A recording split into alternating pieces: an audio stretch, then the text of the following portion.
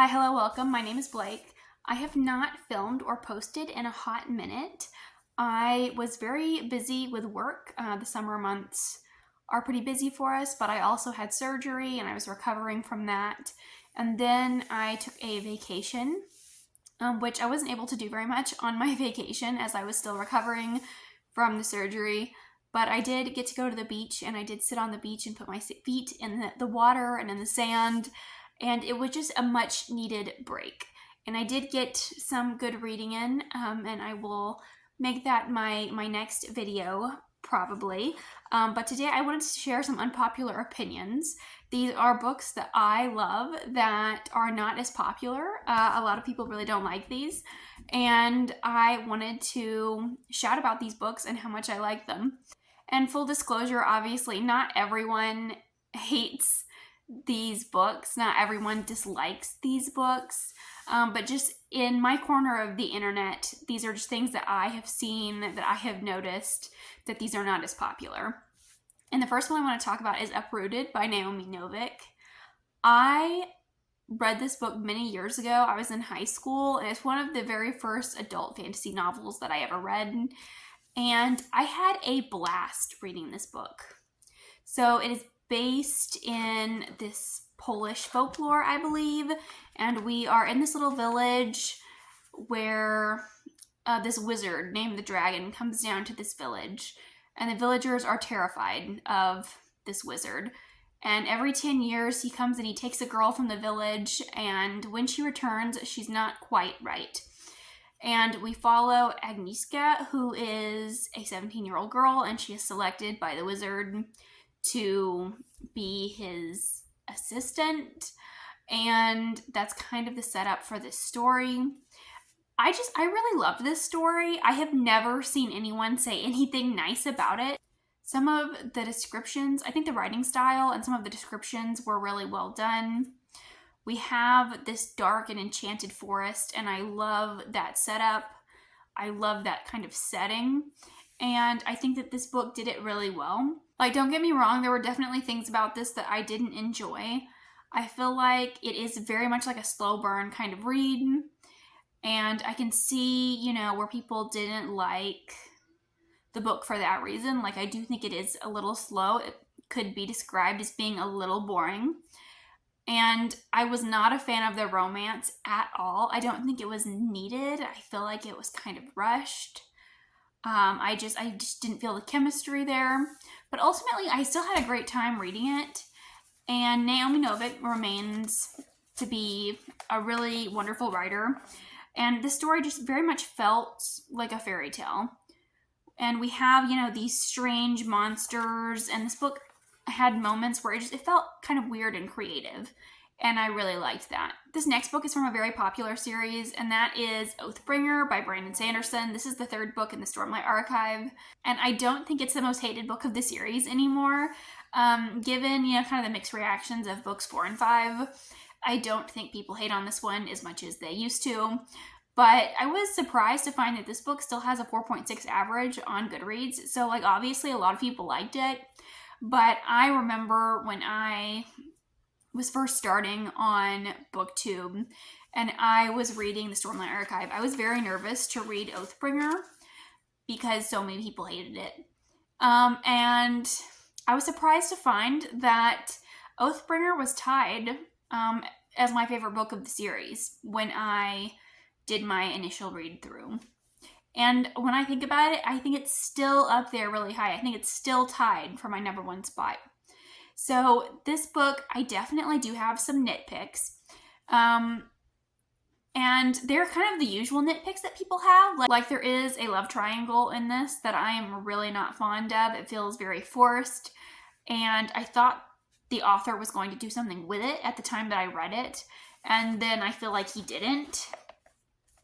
But also, I feel like, a lot of the characters make questionable decisions.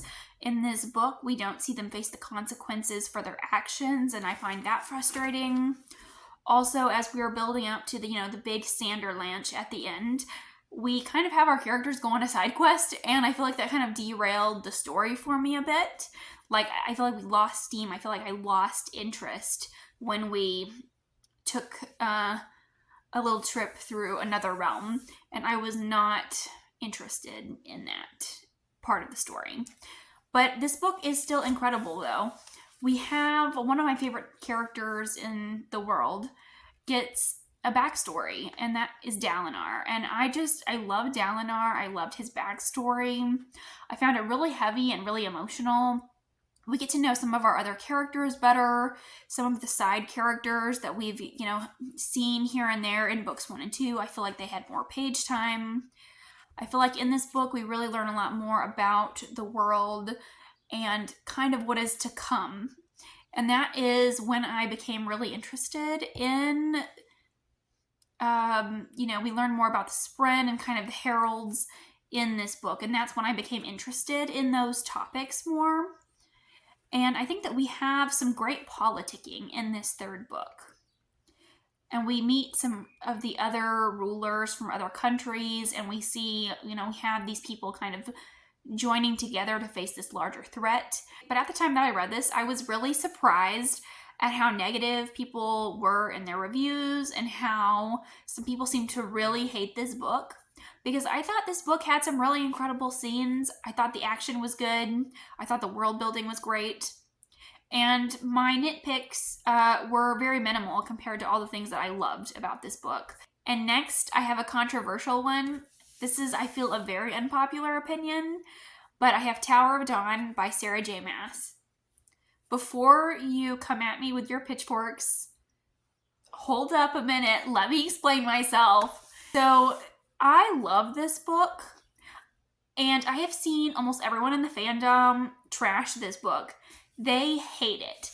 And I can kind of understand where people are coming from, kind of. This book is very different from the other books in the series. We're following a character that's not as loved in this book. So this is kind of Chaol's book. And in this book, we are following him as he's going to this other country. And he's kind of going on this mission. And it's a lot more political, I think, than the other books in the series. And we are in a completely new setting. We're following a character who is not very well loved. And I think that that's probably, the reason why a lot of people hate on this one. But I have seen a lot of people say that this book is not important, that you can skip it, that they skip it every time they do a reread. I strongly disagree. I think this book is important. I think it is necessary to read before continuing on with the series. But I love Chaol. Unpopular opinion, I know. But I feel like he is the most realistic character in the series. I don't know. I really feel for him. He's really a product of his upbringing, and he's, spent his entire life, with certain expectations, and he's had certain beliefs, and he discovers that everything that he's ever known, everything that he's ever believed in, just kind of doesn't exist. And he learns that everything is a lie. And understandably, I feel like that would lead to a lot of hurt and confusion. And I think we see him in a really low place.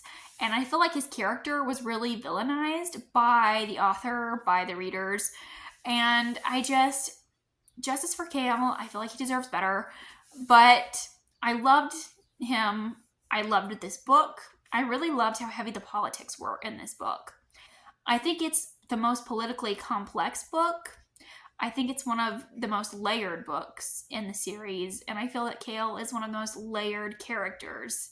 Next up, I have For the Wolf by Hannah Witten, and I feel like this book is really kind of underrated. I feel like I saw a lot of people talking about it when it first came out, and this book is, again, it's not hated, it's not super disliked, but it's got a 3-star average on Goodreads. I feel like a lot of people just thought this book was okay. They gave it a 3 stars and then never thought about it again. I personally really loved this book. I gave it 5 stars. It was one of my favorite reads the year I read it. And this is essentially a Beauty and the Beast / Red Riding Hood retelling.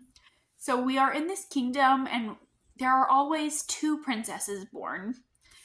The first is for the wolf, and the second is for the throne. Or maybe I have that backwards.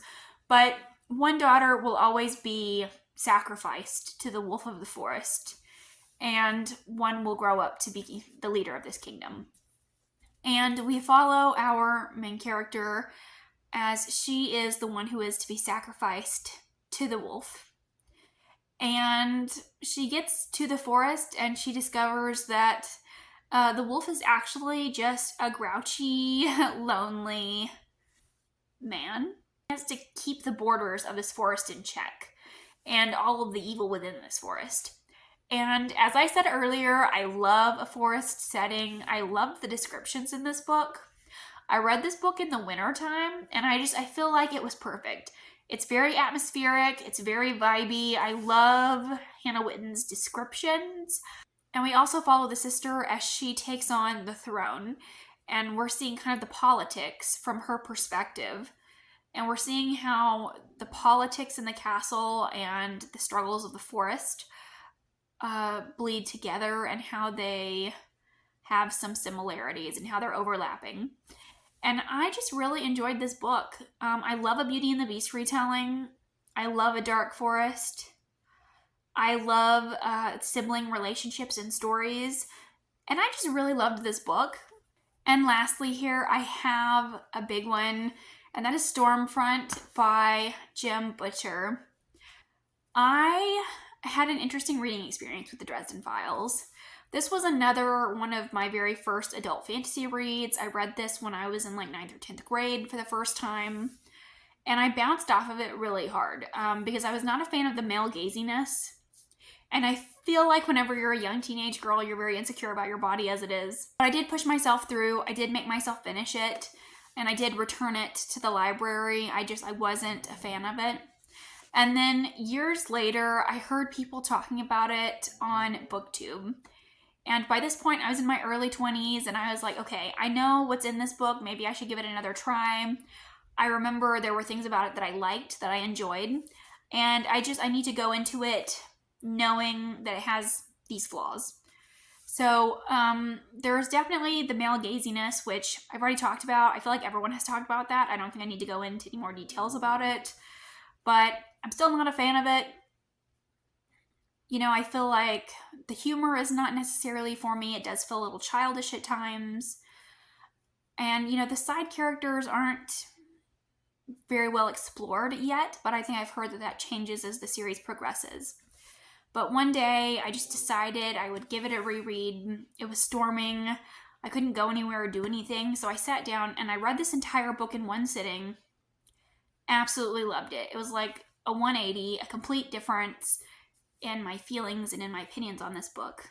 And then as soon as I finished it, I flipped it back to the front and I reread it again. So I read it not once, but twice in one sitting. And then a couple of years ago, I read it again just to make sure it wasn't a fluke, just to make sure that I really liked it. And I did really like it. I gave it 5 stars the last 3 times that I read it. And since then, I've gone on to read the second and third books.